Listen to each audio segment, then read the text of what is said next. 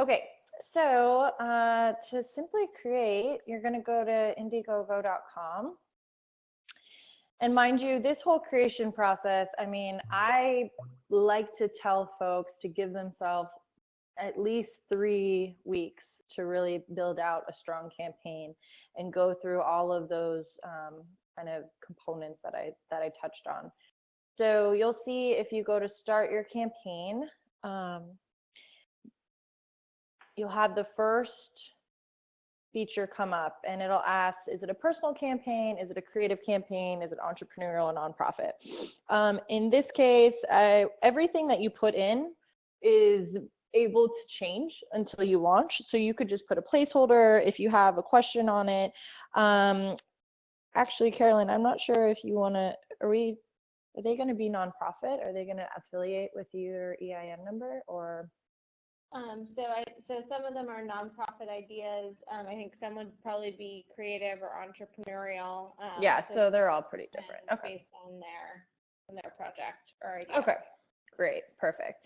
So let's go with entrepreneurial for now. And you could say, I want to raise X amount. I'll say I want to raise 10,000. Again, some of these things can change. All of these things can change before you launch. I'm going to say this is for a new California pipeline.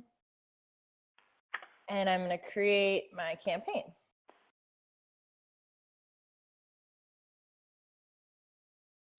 Then it'll get you into the create edit flow. And you'll see you'll have this menu of basics, which is your tagline, your campaign card image, and your category. Again, all of these can change before you launch.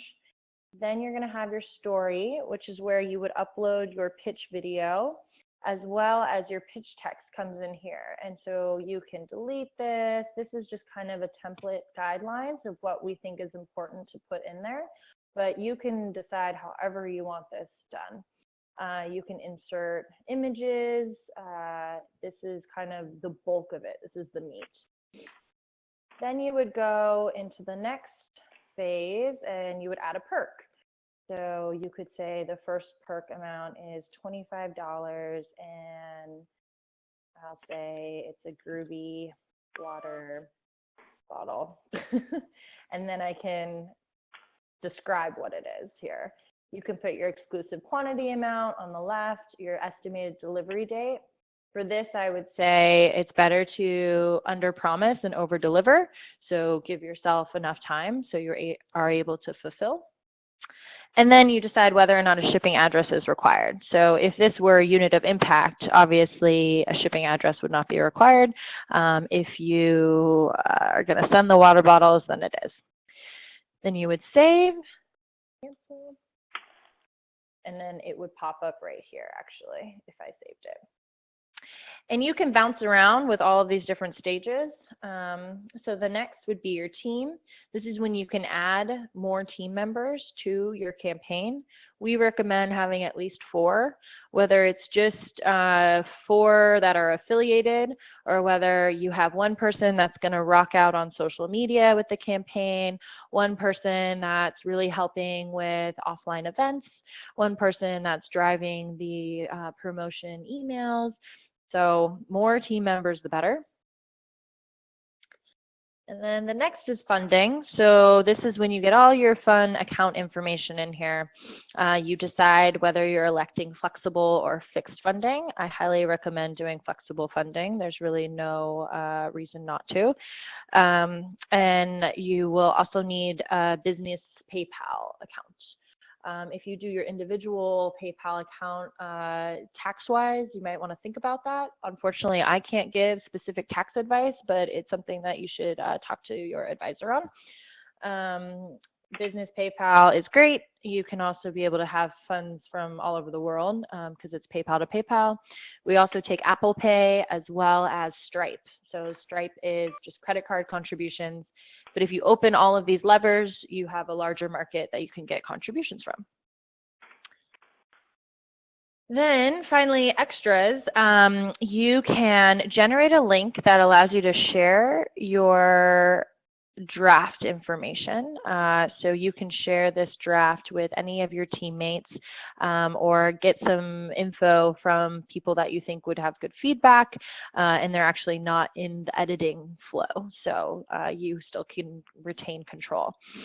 You can also create a short URL link here, and then we have Google Analytics, and you can connect your Facebook, Twitter, YouTube, website, so on and so forth.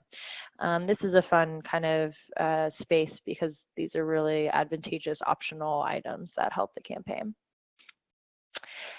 And finally, then there's in-demand. So this is the optional opt-in. I described in-demand earlier, where you can continue to raise funds even after your campaign is complete.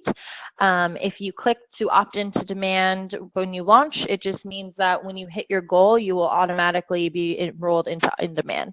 If you do not opt in, it just means you would have to have the request once the campaign is complete. And that's it. Then you would review, and I am here to always review at any stage, anytime any of these things are complete, and that's just when you share the campaign draft URL here.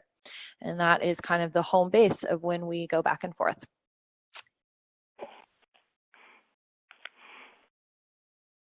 So there you have it. That was a quick nitty-gritty right there. And then just to clarify, for them to be able to add it to our partner page, they need to send us the link to the profile over email, and we will add it for them to our page, correct? Correct, correct.